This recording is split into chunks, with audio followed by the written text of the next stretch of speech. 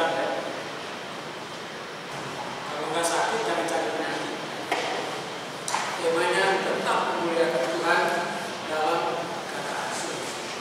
Nah, saudara, Roma 9 adalah bagian satu bagian yang di dalam teologi Paulus sangat penting. Kenapa? Karena Roma 9 sampai dengan Roma pasal 11 itu berbicara tentang status orang-orang Yahudi. Karena begitu banyak pertanyaan-pertanyaan yang diajukan kepada Paulus sesudah Yesus Kristus, dan sesudah banyak orang-orang yang mengenal Yesus, jadi orang Kristen, jadi pengikut Yesus. Bagaimana dengan umat pilihan Allah atau orang Israel?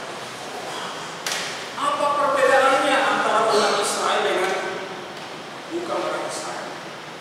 Apakah mereka bukan lagi umat pilihan Allah karena kita sudah menjadi umat pilihan Allah? Karena banyak teologi, pemimpin Protestan juga yang sering kali sangat ekstrim yang mengatakan bahwa umat pilihan itu statusnya adalah gereja. Orang Yahudi bukan lagi umat pilihan Allah. Itu sudah selesai sejak zaman Yesus. Dan Rasul Paulus memberikan jawaban yang sangat jelas sekali. Nah, kita tahu kitab Roma itu sudah saudara adalah kitab yang dibahas menggunakan begitu banyak ilustrasi dan hukum. Makanya membaca kitab Roma harus sebenarnya harus membaca beberapa hukum semua. Jadi saya bersyukur dengan studi teologi saya jadi mengerti. Makanya kan istilah legal yang diberikan oleh Rasul Paulus mengatakan bahwa umat pilihan Allah terhadap Israel statusnya itu adalah status yang tetap. Karena yang menentukan itu, yang memilih itu adalah Allah yang keputusan tidak benar. Dan bagaimana hubungannya dengan orang-orang bukan Yahudi seperti kita? Rasul Paulus dengan jelas mengatakan mereka itu adalah cara-cara yang asli. Orang-orang Yahudi itu cara-cara yang asli. Sementara kamu orang Yahudi, kamu banyak cara-cara kecampuran. Kalau yang asli aja Tuhan potong, apa cuma kamu yang dicoba. Jadi sebenarnya dengan kita membaca Roma 9 sampai pasal 11 ini akan membuat orang-orang Yahudi seperti saudara dan saya menjadi rendah hati. Dan juga tidak berani lagi untuk orang Yahudi juga kan. Terus saudara, tidak ada hukum yang keluar melalui ini kan. Karena saudara, keterpilihan mereka adalah sama juga dengan kita terpilih oleh karena Allah, anugerah Allah di dalam Yesus Kristus.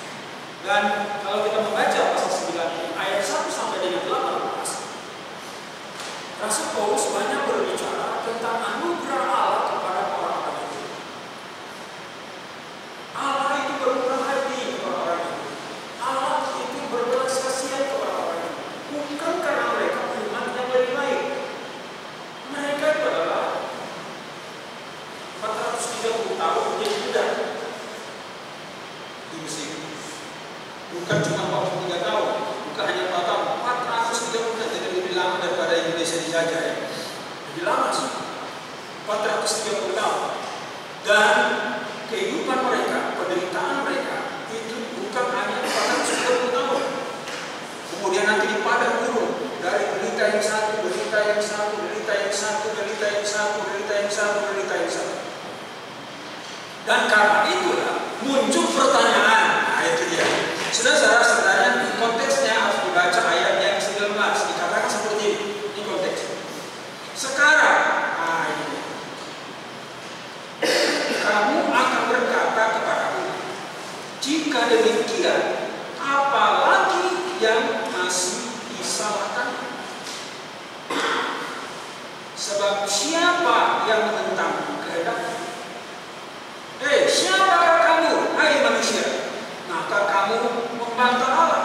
Dapatkah yang membentuk berkata kepada yang membentuknya, mengapa engkau membentuk aku demikian? Kata di dalam bahasa Yunani ini bukan hanya sekedar itu seperti membangun sebuah bangunan, tapi ini juga bahasanya adalah mengapa engkau mengizinkan begitu banyak kejadian-kejadian yang tidak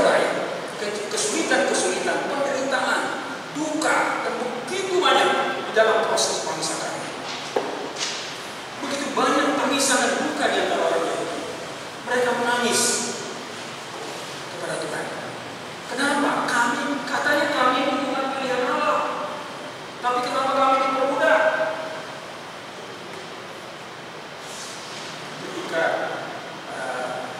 Yahweh atau Tuhan berbicara kepada Abraham, di situ Tuhan berkata bahwa keturunanmu sekitar 400 tahun akan berada di Mesir. Tapi kenyataannya 430 tahun. Jadi ada tambahan 30 tahun. Saya cari kenapa 430 tahun. Kenapa bukan 400 tahun seperti dikatakan kepada Musa? Ada plusnya. Kemudian di padang gurun, saudara, kalau kita berada di padang gurun dan kita lihat, saya pasti lihat ketika dari Israel itu kita lihat padang gurun, di padang gurun orang Israel jalan. Itu zaman sekarang aja lumayan baik, tapi kalau zaman dulu susah, kering kerontang, makanan tidak ada, air tidak ada. Dan kalau kita melihat Tuhan itu membentuk mereka, dikatakan bahwa Tuhan memang sengaja tidak membentuk mereka langsung di Teluk Agaba itu sangat pendek sekali, langsung perbatasan Mesir dengan Israel. Tapi daerah selatan Israel itu adalah orang-orang Filistin. Dan kalau orang Filistin nanti menyerang orang Israel, mereka kalah, akhirnya mereka akan kecewa. Jadi Tuhan putar mereka. Dan saudara tahu apa yang terjadi? Mereka 40 tahun berputar-putar di padang gurun itu. Kurang apa perbedaan? Kita putar-putar tempat hari aja sudah susah ya. Ini sudah ada mutar-mutar sama orang di mall nggak tahu. 4 menit aja sudah punya gitu kan. Ini sudah 40 tahun berputar. Jadi dari lihat orang yang tadi suka cilik, dari anak-anak, jadi ada kawan saya sama-sama di gereja kami, Kevin dia. Ketika saya di sana, jadi pengangguran 23, saya 33 tahun, 33. Jadi dia lebih muda dari saya. Jadi sekarang kita ketemu, dia rambut putih, saya habis rambut saya. Nah, itu yang terjadi dengan umat Israel. Itu yang terjadi dengan umat Israel. Jadi sesuatu mereka lihat, papa mama saya mati, papa mama saya mati. Dan memang saudara, dari semua orang yang keluar dari Israel, hanya 2 orang yang boleh masuk ke Kanaan, yaitu Yosua bin Nun dan Kaleb bin Yefune. Sisanya semuanya mati di padang gurun. Jadi orang-orang yang tidak mengenal perbudakan, tidak mengalami perbudakan, dan orang-orang inilah yang berseru kepada Musa, berseru, mereka menangis, mengeluh. Kenapa hal ini terjadi? Saya pikir juga seringkali terjadi dalam kitab Tuhan.